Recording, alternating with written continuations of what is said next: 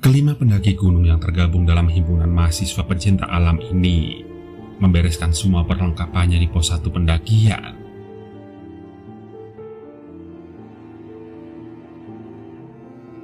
Mereka akan mendaki tengah malam nanti supaya sampai ke puncak saat fajar menjelang. Mereka ingin menikmati sunset yang tiada duanya di lereng langit. Ini adalah gunung ke-10 yang coba ditaklukkan pada momen 17-an. Andrew, Safir, Medina, Anissa, dan Safina adalah para pendaki tangguh yang sudah teruji. Mereka berlima selalu bersama-sama dan memang sudah sehati. Menaklukkan puncak gunung adalah passion, bukan sekedar gagah-gagahan atau adu nyali. Apalagi jika berhasil menancapkan sang saka di puncak pada saat ufuk mulai memerah dan serambi matahari mulai bergeser. Itu kebanggaan luar biasa bagi mereka.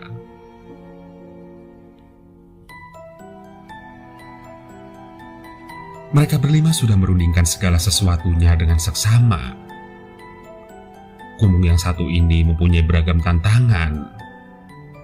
Jalur pendakian terjal dan banyak cabang.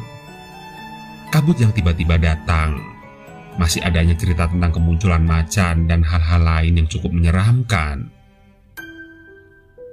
Terutama cerita tentang tersesatnya kakak kelas mereka 5 tahun yang lalu.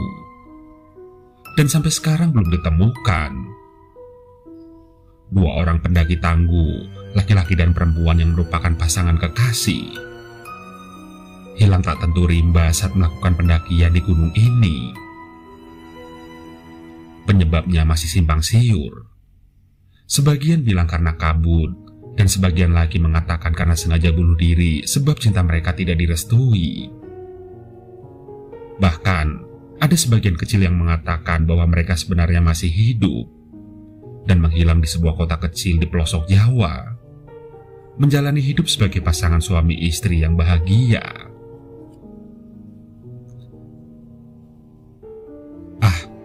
Namanya juga cerita bukan berita. Pikir mereka berlima mencoba menyingkirkan semua cerita-cerita buruk yang akan menghantui perjalanan pendakian mereka. Yang pasti mereka sudah siap dan bertekad. Singkat cerita, pendakian berlangsung cukup mulus di 3 jam pertama. Jalurnya memang masih sedikit landai. Lagi pula cuaca sangat cerah. Cahaya bulan purnama mengikuti langkah kaki mereka seperti jejak-jejak lampu pelita.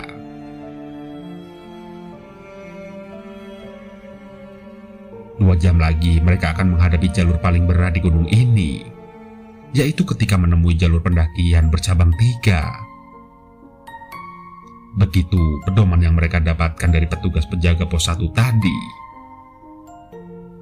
Ikuti arah berbelok ke kanan, jangan lurus atau ke kiri. Itu pedoman selanjutnya.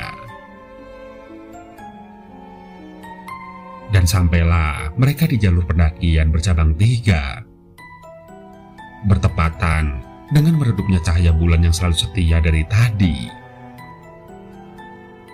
Angin juga berhembus cukup kencang. Suaranya bersiut-siut seperti batang bambu bergesekan saat seruling Nabi Sulaiman ditiup.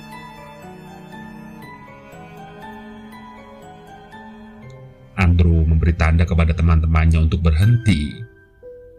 Suhu udara mendingin dengan cepat. Kabut tebal tiba-tiba menghadang di hadapan mereka. Jarak pandang tidak sampai 1 meter. Padahal mereka sudah menggunakan lampu senter berkekuatan tinggi dan anti kabut. Tapi tetap saja, untuk melihat ujung jari saja mereka harus bersusah payah membelalak.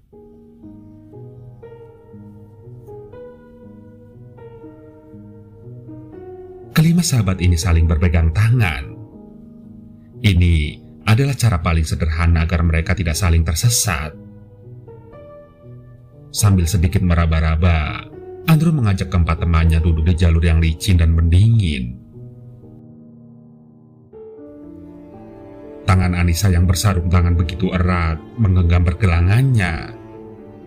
Andro pun tersenyum dalam gelap. Andro dan Anissa memang sepasang kekasih yang saling mencintai.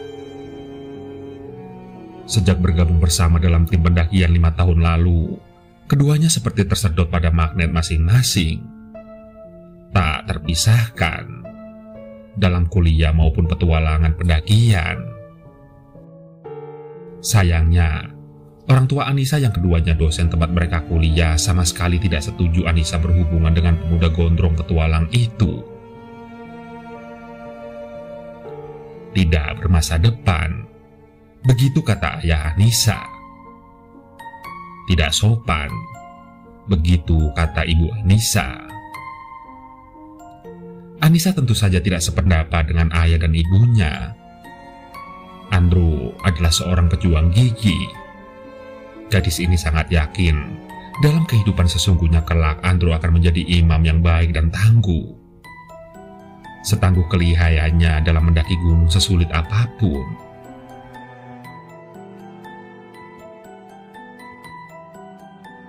Andro hanya gondrong dan acak-acakan, bukannya tidak sopan.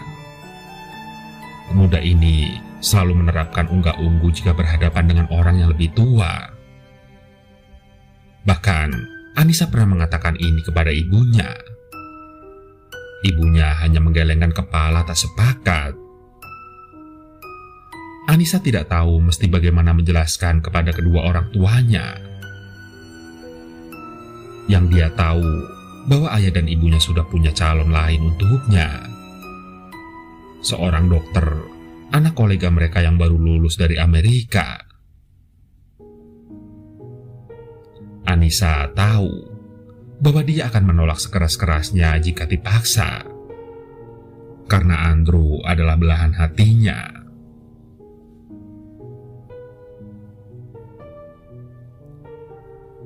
Suasana di jalur pendakian bercabang 3 semakin tidak karuan. Kabut tebal menguasai keseluruhan tempat. Angin dingin menambah situasi semakin mencekam. Kelima sahabat ini tidak bisa berbuat lain selain tetap duduk dan bergandengan tangan. Mereka tidak bergerak seinci pun dari tempat mereka karena ini sangat berbahaya.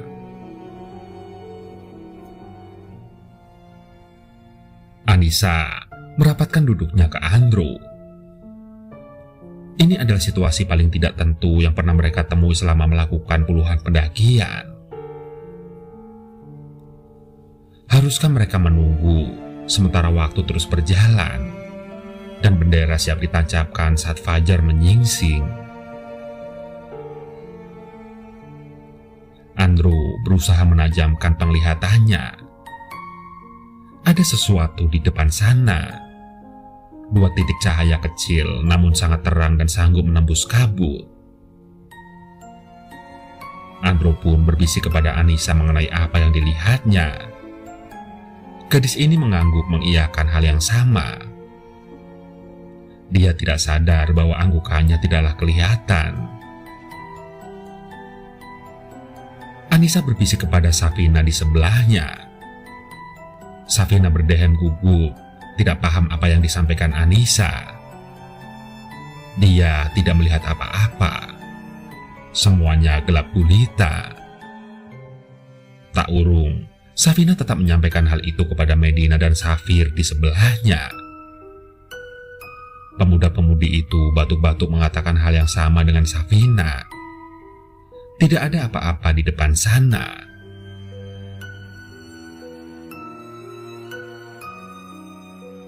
Akhirnya Andro mengambil keputusan.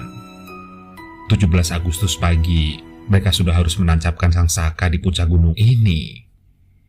Dan sekarang kesempatan mulai terbuka dengan adanya 2 titik sinar yang menerangi di depan sana. Sekarang atau tidak sama sekali. Kabut ini diperkirakan lama tidak akan pergi. Mungkin menunggu sampai matahari menyinari bumi kembali. Anissa setuju. Safir, Medina dan Safina awalnya ragu-ragu. Namun mau tidak mau akhirnya sepakat juga. Setelah melihat betapa bersemangatnya suara Andrew dan Anissa meyakinkan mereka.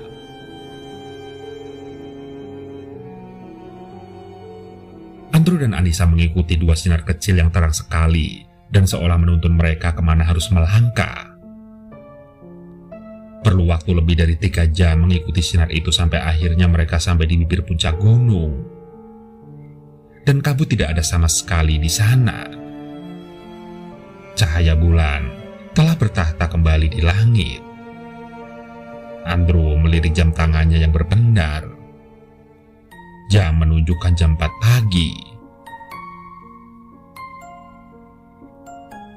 Sambil menancapkan bendera merah putih diiringi angin berhembus pelan dan ufuk memerah di arah timur. Kelima muda-mudi ini sungguh merasa bersyukur mereka berhasil menuntaskan misi pendakian ini. Safina, Medina, dan Safir menyisihkan sementara teka-teki apa yang menuntun Andrew dan Anissa hingga berhasil menembus kabut tebal dan menemukan jalur yang tepat untuk sampai di sini. Mereka sama sekali tidak menyadari bahwa Andrew dan Anissa dituntun oleh sesuatu yang tidak kasat mata, yaitu 2 sinar kecil terang sampai lepas dari kabut. Andrew dan Safina hanya sempat menyaksikan 2 sinar kecil terang itu menghilang di suatu tempat yang ditandai dan diingat oleh Andrew dengan menancapkan sebuah bendera kecil alma mater mereka. Andrew sempat berbisik kepada Anissa untuk menyelidiki tempat itu saat mereka turun nanti. Setelah cukup beristirahat dan menikmati puncak gunung yang luar biasa indah dan sangat romantis itu, kelima sahabat ini memutuskan untuk turun. Andrew dan Anissa benar-benar melaksanakan niat mereka. Sinar matahari sudah terang benderang saat mereka akhirnya menemukan bendera kecil itu. Bendera kecil itu tertancap di pinggir sebuah jurang terjal di kanan dan di kirinya. Tapi mata mereka yang terlatih cukup bisa melihat ada bendera yang sama tertancap dan berkibar di sisi bawah jurang sebelah kiri. Andrew mengambil binokuler dan mengamati dengan seksama. Bendera itu memang bendera alma maternya. Sudah robek-robek dan lusuh termakan usia. Mata binokuler Andrew lalu terpaku pada tulang belulang tidak jauh dari bendera itu tertancap. Andrew terdiam beberapa lama tidak sanggup bicara. Mereka menemukan tulang belulang sepasang pendaki yang hilang itu. Sepasang pendaki yang saling mencintai namun tidak direstui. Dan akhirnya terkubur bersama dalam keabadian cinta mereka di puncak gunung yang juga mereka cintai. Andrew menggenggam tangan Anissa erat-erat. Sepasang pendaki yang meninggal itu mengarahkan mereka untuk tetap berjuang mencapai tujuan menancapkan sangsaka di puncak gunung megah ini. Seolah juga menyampaikan pesan kepada Andrew dan Anissa yang saling mencintai ini untuk tetap memperjuangkan cinta mereka yang tidak direstui. Walau sampai maut menjadi saksi terakhir bersatunya mereka.